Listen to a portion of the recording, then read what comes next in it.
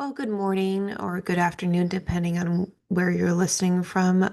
I know that time zones are all different in this world. Before I start today's episode, I want to give you guys a little bit of an update on some personal things that I've been going through. The migraines have been going up and down in pain level. This past week, when it was raining in San Diego, it was like a 50, and that is off the charts. I know usually it's from 1 to 10, but believe me, sometimes it's more than 10. Um, and so I worked from home that day, and the rest of the week it was going between 50 or 25. And finally, yesterday, when I went to do my manual therapy for it, um, that made it go down to a 10 or an 8, and then later in the day went down to a 5. So maybe I'm going to do an episode in the future on the new things I've been trying for migraines and let you guys know about that. And also, I've been doing some more knitting, and I created a Instagram and Facebook page for my Etsy shop called Woven Differently. So you guys can check that out. I'll put the link in the description for today's episode. And I've also been trying to promote the Etsy shop more through the social platforms I created for it and posting it in other places and all that. And actually, I'm also thinking of doing what's called a PR order. So basically, I'm gonna pick like some of the items that aren't selling on Etsy. I'm not sure why they're not selling. Maybe it's just not quite the right season to sell knitted items that are for warmer, I mean, colder weather. So basically, what I'm gonna do is I have some bracelets on there that are different colors. And what I was thinking is if there's 5 people who would like a bracelet or a knitted toy or a cowl or a headband, those are the items I have that you can choose from. I can send it to you, and you get that item for free. But what you do in return for me is you follow my Etsy and you try to help spread the word about it to other people for a year. And even though I'm not going to be making money from this by sending it to you, hopefully it would promote the Etsy shop, and then maybe other people would buy stuff on it. So let me know what if you want a package, and then I'll pick what goes in there for you. It's probably going to be one of the bracelets or the toys or the headbands, because those are not as expensive to make as the cowl, because that needs more yarn. And the bracelets, I've done different sizes, so they should fit you. If they don't, then I could always send you a better size, or you could be creative and maybe use it for something other than a bracelet. It doesn't have to be a bracelet. It could be, I don't know, a cup cozy, or you could put it on a stuffed animal for a bracelet. I mean, you can be creative with it. Anyways, that's what I wanted to try to give you guys an update on. And let's get into today's episode. So, today's episode is titled The Air Traffic Controller in My Mind or Head. If you walked into my office at the Unity Center, you'd see an executive admin, a tech manager, and a social media coordinator. You'd see someone who keeps the gears turning, but if you could plug a speaker into my brain, you'd hear a very different story. My internal narrator isn't just a voice, it's an air traffic controller trying to land 5 planes at once on a foggy runway. Between NLD, dyslexia, dysgraphia, dyscalculia, and Erland syndrome, and chronic migraines, that should be 6 actually. plus the looming threat of a chronic migraine. There we go. My narrator is busy. Today, I'm taking you inside the mind of a neurodivergent professional, sister, and dog mom to two dogs, three dogs actually. We're talking about how I juggle it all without losing my wings. Let's talk about the narrator's script. When I open a spreadsheet as an admin, my dyscalculia starts a protest. The numbers want to dance. When I'm drafting a social media post, my dyslexia and dysgraphia are in a tug of war. One knows what the words should look like, the other can't quite get the fingers to agree.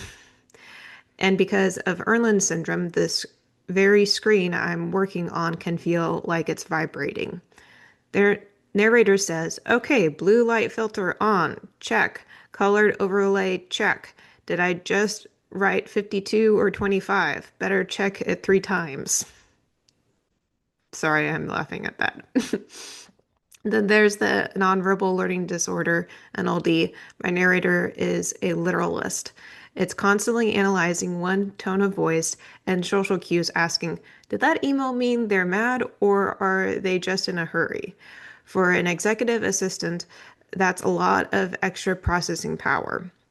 It's like running a heavy software program in the background of your brain 24/7. It's why by 3 p.m., I'm not just tired, I'm neurofired. As a tech manager, I have to be logical and fast. But when a chronic migraine enters the chat, the narrator's job changes from efficiency expert to survivalist. The lights are too bright, the fan is too loud. You have three posts to schedule for the Unity Center and a sister who needs a call back. Actually, that should be brother. Breathe. Or it could be sister because I have very good girlfriends that feel like sisters. This is where the ever-changing butterfly comes back in. Sometimes being a butterfly means knowing when to retreat to the dark. I've had to learn that my value isn't measured by how much I can push through the pain, but by how well I manage my energy.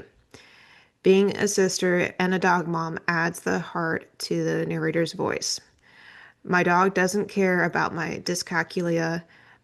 My brother and my best friend sister loves me whether I can read a map, shout out to NLD spatial issues or not. These roles are the anchors that keep the narrator from floating away into a sea of professional stress. People often ask, how do you manage tech and social media with dyslexia and Erlen? The secret, I don't do it alone. I use every tool in the shed. Speak to text is my best friend for dysgraphia. Dark mode is a non-negotiable for Erlen and migraines. And honesty is my best tech hack. At the Unity Center, I've learned that being unity focused starts with being unified with myself. That means my narrator has to stop being a critic and start being a coach.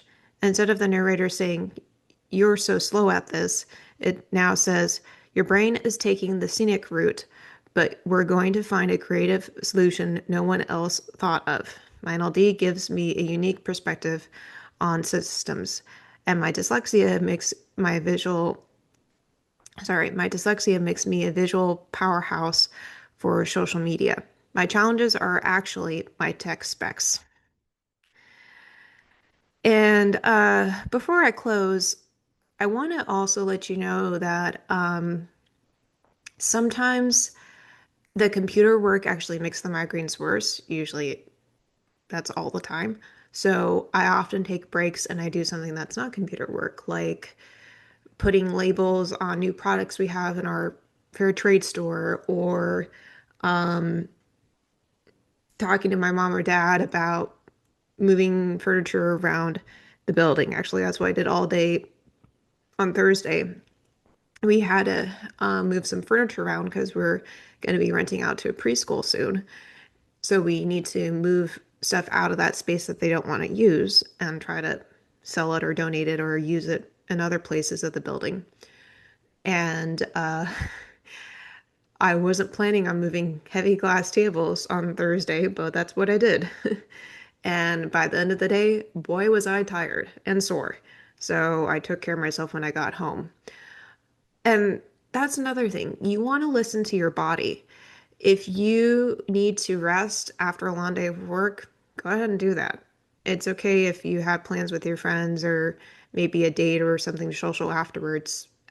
I guarantee you, if you explain to those people that why you need to reschedule, they'll be okay. And if they're not okay about you rescheduling, they're probably not the right person for you to be hanging around. Because if you are neurodivergent and you have migraines, or one of the two, you're going to need to have friends that are flexible with you and um, can reschedule if you just don't feel like hanging out with them. You want to be by yourself. Although I will say, my best friend Fabiola, who is neurodivergent and has migraines, and her husband Austin, who's also neurodivergent and sometimes has migraines, I don't mind hanging out with them when I have a bad migraine because they get it. They know what it's like to have them. So it's actually a good distraction sometimes if you hang out with the people who get you and understand what you're going through. Um, Other times, if they don't quite get it, maybe because they're still learning more about you, that's okay. Um, that's where you maybe want to be a little bit more honest but patient with them about that. Um, yeah, it's definitely a learning curve there, I guess. Um, and I want to say that, whenever I'm working in my office, not just do I have the narrator in my head, I listen to music to help me focus. And I pause it if somebody comes into my office and needs to talk to me, or if I need to answer the phone, or if I'm on a Zoom call, um, or if I call somebody.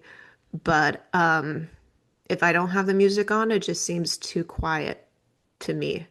Um, and I think that was because when I grew up in the church that I work for now, I was homeschooling there, and there was always noises in the office, people talking, um, people watching videos for work or whatever. And I learned how to block that out so I could concentrate on my schoolwork. And then when I went to college, I was like, I don't think I can use libraries because they're supposed to be quiet. But I realized, no, I can use a library. I'm just going to play music through my headphones. That will work. So I did that. But then sometimes I want to sing to a song while I'm doing that. So it was better if I studied not in a library, maybe outside or in my room or on campus somewhere that wasn't a library, like a cafe. Um, so everybody's different. That's just how I am. So I want to leave you with a challenge today. We all have a narrator. If yours is currently listing all the things you're feeling at, the math you can't do, the words you misspell, or the migraines that slow you down, I want you to interrupt that script. Today, I want you to give your narrator a promotion. Stop letting it be the fault finder and make it the logistics manager. When you hit a wall, say out loud, "This is a logistic issue, not a character flaw." Whether you are a dog mom, a sibling, or a manager or a friend, you are doing a high level job with a complex set of tools. I'm an admin, a tech media manager, an ever changing butterfly, and a proud neurodivergent woman. My narrator is loud, but it's finally on my side. I'm Jennifer Brissell, and this is Living with Invisible Learning Challenges. I'll see you in the arena next week.